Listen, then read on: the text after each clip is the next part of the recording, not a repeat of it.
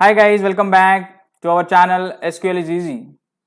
This is 7th video regarding our series the 0 to expert, that's a SQL server. So in this series we are going to cover almost everything, right? So this is an 7th installment of our series 0 to expert in SQL server. We have completed 6 part of this series, right? And in this 6 part we have completed almost all basic thing like what is data. We already talk about data, right? Data, information, and all other general basic concept. Then we talk about what is database, then how to create a database, then if you know how to create database, what are different file get generated, and then we talk about how to create table, then we talk about how to insert data, then also we talk about different ways to insert data into the table. Also we talk about delete, update, lot of things we talk about, and this is one step ahead.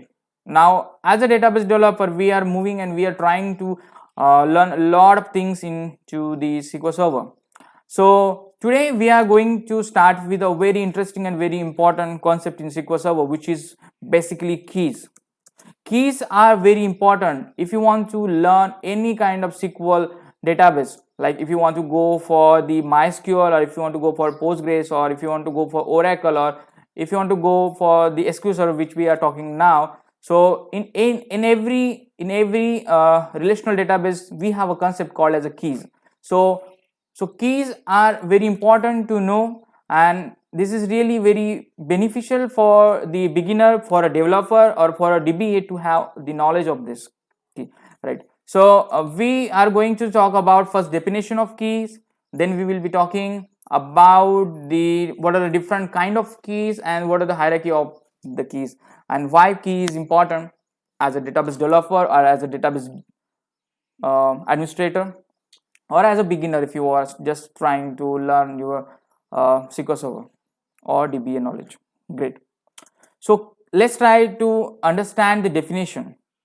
Keys are a set of attributes which define rows in a table uniquely. So let's say if I have the 1,000 rows in my table and I want to find out a specific row in a table, so each row should have some uniqueness, and that uniqueness can be derived with the help of keys. So let's try to understand the definition and let's try to revise the definition for the keys. Keys are the set of attributes which are used to identify a row in unique fashion, right? Great. So now we have talked about the keys. Now we are going to talk about in detail what are the type of keys and what are the subtypes and how they are linked with each other. Okay, the first type of key we'll be talking about, the key is called as the super key. What is super key? Then we will talk about the candidate key. Then we'll talk about the primary key, then unique key, then foreign key, then composite key, then alternate keys,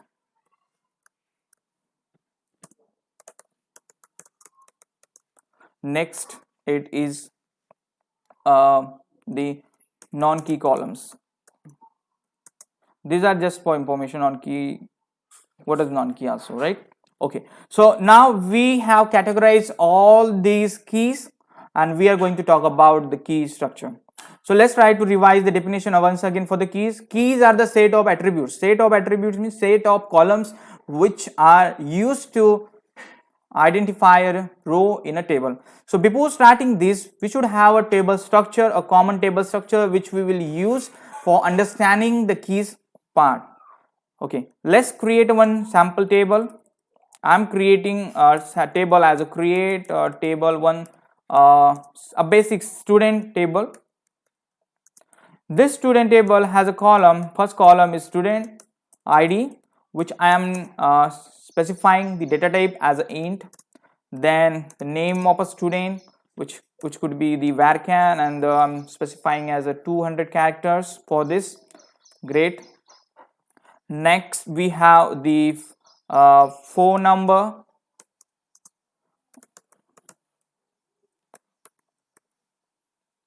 Okay, great.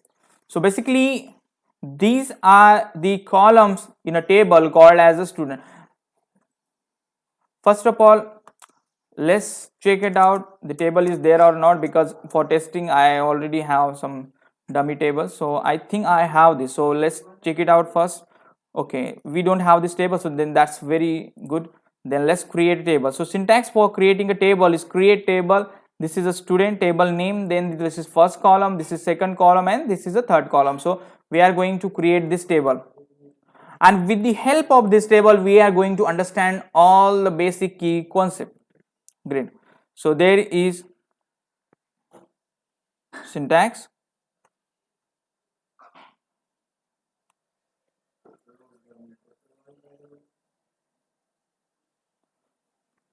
Due to the some display issue, this is now let's change the word and let's fix it. And now you can see create table. This is a command. I'm increasing the font. Great. So this is the table we just have created. Now let's move and let's try to understand what is super key or super keys. We can say super key. Let's try to understand super key. Okay, so by looking at this table, let's try to understand what are the different column it has. So this student has a 3 column. The first column is a student ID, then name, then phone. These are 3 columns. Great. Now these are the column, and I said the set of attributes. A set of attributes which are used to identify the row in unique fashion is called as a key. So by looking at these 3 column, I can say I can identify this row by just student ID. If this is an unique, means student ID is not duplicated in the entire table, then I can say name. If it is unique, if it is not duplicated, then I can also say it's a phone number if it is unique. Also sometimes what happen, sometimes student ID and name could be the same, or some uniqueness is there, so name and phone could be the uniqueness. So by looking at this we can make a different combination. So I can say student ID and the name, again one combination. It's a set of, set represent like this, set of attributes. These are a column means attributes. So student ID column one combination, or another combination we can say student name, then phone, or we can say a third combination like student then only 4. These are a multiple combination we have. So super keys are the keys which are used, which can be a single column key or which can be a multiple column keys. So super key are the keys from a table which are used to identify a row. Great. So these are the super keys for the table, and we can create some more combination if you want, like name, phone, and all this combination. That those combination we can call as a super key. So any combination which can be used to identify a row in a unique fashion in a table, we can say this is a super key. Great. Now we are going to move some one step ahead. Now it's a candidate key. So what is candidate key? Candidate key is a key which is basically a super key, right, which is a subset of super key but which has a minimum columns in it and which defines the uniqueness in a row. So let's define once again what is candidate key. Candidate key is basically a super key which has a minimum set of keys from a super key. So from this combination I can say it has student and name 2 column, 3 column, 2 column, and I have a single column list like student ID, name, phone. But I am pretty much sure the student ID would be the unique and which has the possibility that it won't have any duplicateness in a record. So I can say student ID. So you have to think and you have to select the best possible combination or best possible combination where it has a minimum combination, I can say. So from this key I can say I have a single combination, that's student ID, which is a minimum. So I can say student ID is the best for my table, and I can say it's a candidate key. Now so you can say student ID is also a candidate key, name also be candidate key, and the phone, right? So you need to differentiate the keys from the super keys which has a minimum combination or minimum attributes which define uniqueness. So I can say these are the 3 candidate key from my above 6 super keys. Great. Next thing we are going to talk about is a primary key. What is primary key now?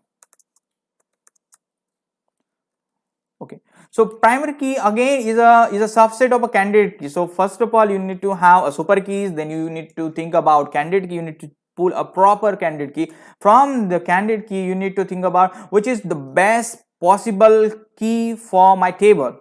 So I can say I can choose student ID as my primary key. I can select name. I can select phone also. So it is depend on you which key you want.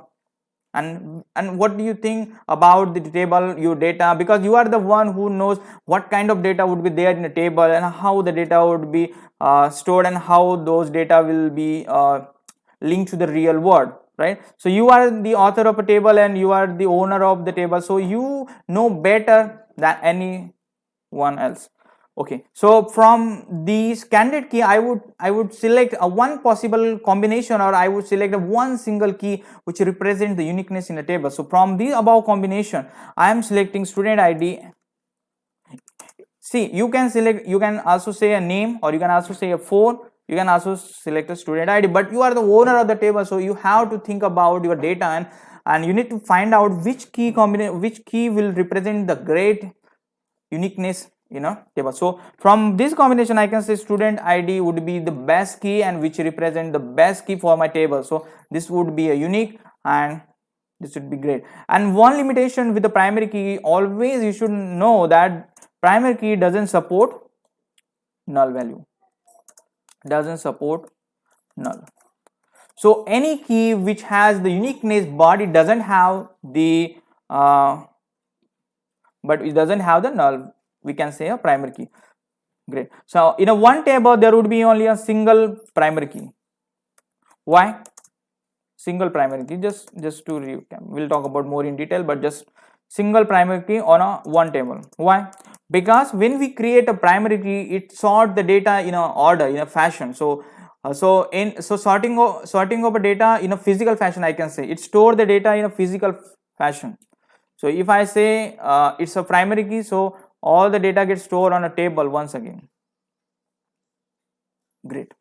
So physically we can have only a one order, and that's why it has a single primary key on the table. Great.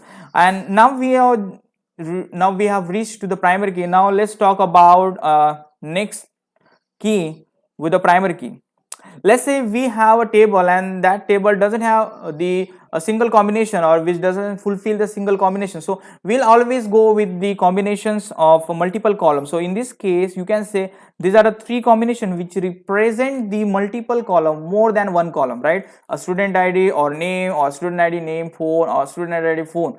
So these are a set of columns, right? So sometime what happen, we don't have a candidate key with a minimum set of minimum combination of keys. So in the candidate key also these three would come. Great. And from these three combination, we need to select a proper primary key which is suitable for my table. Okay, so if I select this two combination, now you would see in the first case we have only a single key called as a student ID, which was a unique for my table. Now this is the combination of a key, this is the combination of columns, right? So I'm selecting this combination. So this combination of keys are called as a composite key. So any combination more than a single column are called as a composite key. Great. Now we'll talk about alternate key. Alternate keys are the keys which are basically the candidate key but which are not a primary key. So I can say the key which I have chosen as a primary key, other than that would be the alternate key, but those should be the part of super key or the candidate key other than primary key. Okay, great. We talk about alternate keys and all those things. Now the next key which is left, and which is basically the no key. Then we'll talk about a foreign key. What is no key? The column in a table which doesn't represent any uniqueness or any combination, which is just a random value, which may have a null value or which may have any value which doesn't make any proper sense for the table or the uniqueness for the table. So those column we can say as a non-key. You know, sometimes we have a master table and just we keep some dummy columns there which doesn't have any meaningful data. just for tracking or just for future purpose we put it there. So or any column which doesn't make any full uniqueness, or any column which are not having the primary key or any key are called as a non-key column. The leftover keys are called as a non-key column. Great. Now the next and the last key is a foreign key. Foreign key is a basically is a key which is foreigner for the table. So what does it mean? Let's say we have a one table 1, and we have a table 2. So I can say here, for example, this is my student table, just to make more sense. This is my student table and this is just department table. This department table has a column called as a department. So every department would have the departments like IT, networking, BI, and all those departments. Then if it comes to student, so for which department the student has enrolled for this, so I can say those would be the student data.